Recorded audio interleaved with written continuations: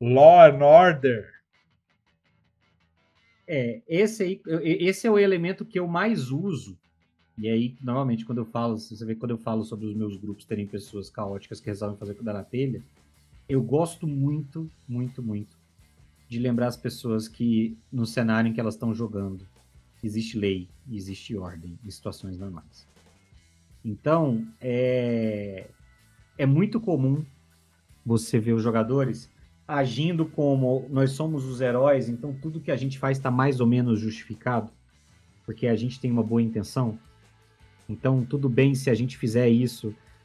A gente descobriu que esse cara aqui é o vilão do rolê. Esse cara poderoso na cidade é o vilão do rolê. E aí, o que a gente vai fazer com isso? Não, a gente vai invadir a mansão dele, vai roubar as provas. E aí eles são presos. E aí agora o problema deles é eles cometeram um crime. E aí eles vão falar: a gente obteve as provas de que ele é um vilão. E aí o advogado lá, o promotor da cidade, vai falar: vocês não são integrantes da guarda da cidade. Vocês não são aventureiros designados para isso. Vocês são vigilantes. Vocês são justiceiros. Vocês não tinham autorização legal para fazer o que vocês Combate. fizeram. Por mais que vocês tenham tido boas intenções, vocês cometeram um crime e eu não posso concordar que vocês não paguem por esse crime. E as pessoas ficam com cara de, porra, o que tá acontecendo aqui? O que tá acontecendo é que existe lei e ordem, meu anjo. Não é bagunça, não. Então eu gosto muito de usar a estrutura legal e jurídica dos universos que existem, e eu sempre faço questão de enfatizar que essas coisas existem antes, para ninguém falar que foi pego de surpresa, apesar de eu achar muito estranho quando as pessoas são pegas de surpresa com a ideia de que cidades bem estabelecidas em universos de fantasia têm algum tipo de legislação razoavelmente adequada, moderna e estabelecida, para falar que, cara, vocês cometeram um crime, velho. E aí, cara, não, beleza, mas o que é a punição aqui? O que é o negócio? Não, vocês roubaram. Os caras vão cortar as mãos de vocês. Caralho, como... vai cortar a mão de vocês. E não tem. E ele joga uma maldição que impede a magia de regeneração. Então, quem perder a mão, perdeu, acabou. E aí, assim, esse é um elemento que eu gosto muito. Eu falei, consequencialismo é a melhor forma de você lembrar os seus personagens, de você usar o poder do erro.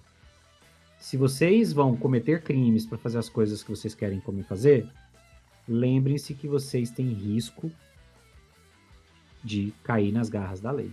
E aí vocês vão sofrer as consequências. E aí, parabéns, vocês acabam de ganhar um plot que é fugir da polícia. Fugir da cadeia. Evitar ser preso. Vocês entraram em uma situação em que vocês brigaram com o guarda, porque o guarda estava sendo mal educado, estava abusando do poder. É bom que vocês tenham provas de que isso aconteceu. Porque senão, a palavra do guarda tem fé pública e vocês vão ser presos. Que absurdo, Salada. Por que você faria isso? Porque eu gosto de emular as piores partes do mundo real no cenário de fantasia. Você não quer brigar com a polícia, não interessa quão certo você esteja, porque as chances são de você ser punido de maneira injusta. Lembrem-se disso no seu universo de fantasia. Darkseid perguntou, mas se o vilão age como terrorista e morre, como explicar que foi legítima defesa? Esta é uma boa pergunta. Se você não tiver provas do que está acontecendo, você talvez tenha problemas e seja acusado de homicídio. Se você não sabe quem são seus inimigos, pode acontecer de o promotor ser um aliado do cara o tempo todo. O chefe da guarda estava alinhado com ele. O detetive do seu cenário no ar estava alinhado com ele. O príncipe da camarilha que você resolveu dar um golpe. Tem o comissário de polícia da cidade entre os lacaios dele. Isso vai acontecer. Então, lembre-se disso. Esse é um erro, é um jeito muito fácil de você usar o erro dos seus personagens para criar histórias. Lembrá-los das consequências dos crimes que eles cometem em situações em que exista lei. E existe um limbo na maioria das mesas de RPG. Porque você fez faculdade, você estudou no ensino médio, você foi para a escola, criança, você viveu com sua família, você trabalha, e querendo ou não, você conhece as leis. Você tem contato com as leis. Você tem que saber das coisas. Elas não só são passadas dos pais, dos professores e dos empregos para você, como você também estuda isso na escola algumas vezes, né? Então, você sabe viver. Você tá no Brasil, você sabe viver, você sabe o que é certo e o que é errado. Aí quando você vai jogar, você tá num lugar onde você normalmente não sabe bem as leis. Você não sabe bem as regras.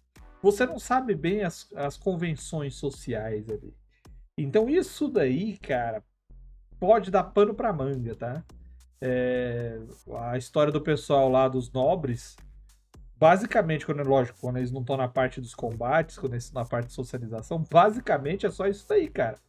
Basicamente é um conflito social onde os interesses deles ou dos vilões deles se confrontam com a ordem social. E aí eles têm que usar de política e de interpretação para resolver. Cara, é muito bom usar essa abordagem, tanto no que o Salada fala, né, das aventuras dele, que basicamente elas têm. Eu vou falar que é metade das aventuras do Salada tem isso, porque ele também explora muito os ambientes urbanos. E como essa que eu falei, que é a campanha mais voltada para interpretação do que para batalha. E isso esse vai ser ponto-chave. É muito bom, é muito bom. Eu lembro de me divertir muito uma vez em que. Eu acho que foi na Forja do Amanhã. Foi na Forja do Amanhã? Acho que foi. Que a galera foi a julgamento. E aí a situação era basicamente o cara tentando escapar só no gogó. O cara que tava. Eles estavam investigando o cara que eles tinham acusado só no gogó. E foi no Verde Púrpura que vocês foram atrás do cara e quando vocês finalmente conseguiram levar ele. Não foi no Verde Púrpura, foi na Forja do Amanhã. Agora eu não vou lembrar. A memória já não é essa, eu teria que anotar. Que é, a galera tava atrás da confirmação de que o... Era na Forja. Eles estavam atrás de uma confirmação de que os caras tinham sido responsáveis por um crime. E aí eles finalmente obtiveram a prova do crime. E aí eles foram até o conselho da cidade para denunciar.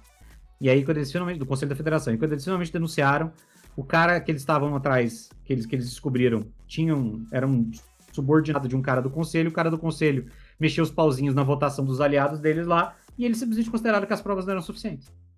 E aí a galera ficou com cara de ué. Não, mas como assim? Aconteceu. Aí eles passaram... Aliás, foi uma aventura presencial. E aí eles passaram, sei lá, 30 sessões para conseguir essas provas. E aí eles simplesmente chegaram lá e o cara, então... Não, a gente não considera prova suficiente. Tipo, como assim? Tal? Aí eles tiveram que inverter, mudar o foco de tudo que eles tinham feito até então, que era achar o vínculo entre o cara que eles tinham acusado e o cara que capitaneou aquele movimento. Aí eles foram investigar um cara que estava muito acima. Mas basicamente teve toda uma sessão de julgamento em que eles estavam tentando arrochar o cara e o cara dando resposta evasiva. Para não cair na zona da verdade. Entendeu? Então, assim, esse tipo de situação eu acho muito engraçado, porque não é uma situação típica, né? Não é um jogo, de certa maneira. Existem jogos que as pessoas fazem isso, de você tentar obter uma informação e tal. Mas ela tá fora do normal. E aí as pessoas, quem gosta desse tipo de aventura, acha o uso. Cara, eu quero rolar skill, eu quero ver se ele tá fazendo isso. Eu quero achar um jeito de arrochar o cara. E isso tem muito potencial. Eu já vi isso acontecer e eu particularmente me divirto muito com esse tipo de interação. Coisa que eu já narrei, mas não com os personagens jogadores, que é o julgamento, os personagens jogadores serem julgados. Eu já narrei julgamento em que os jogadores estavam lá e tinham funções para ajudar ou atrapalhar alguma coisa. Mas eles sendo julgados, eu ainda vou fazer. Já arrochei, eu vou te falar, é massa, viu? É, divertido, com certeza. E diverti muito arrochando a galera. Bom, porque eles tinham, só um parênteses rapidinho, é que eles tinham a coisa do a gente tá falando a verdade, a gente tá certo. Então vai dar tudo certo, do tipo, é o famoso, se você não cometeu nenhum crime, se você não cometeu nada de errado, você não tem nada a temer. Tem sim, cara. Tem sim. Um pouquinho de distorção do que vocês falarem ali, juntar com umas evidências circunstanciais, vocês estão fodidos. Dependendo do júri. E a galera foi descobrindo isso no meio do julgamento. No meio do julgamento, eles começaram a olhar uns pros outros e falaram, bom, fudeu, né? A gente vai preso. Já estavam pensando em como é que eles iam fazer pra fugir da cadeia, já.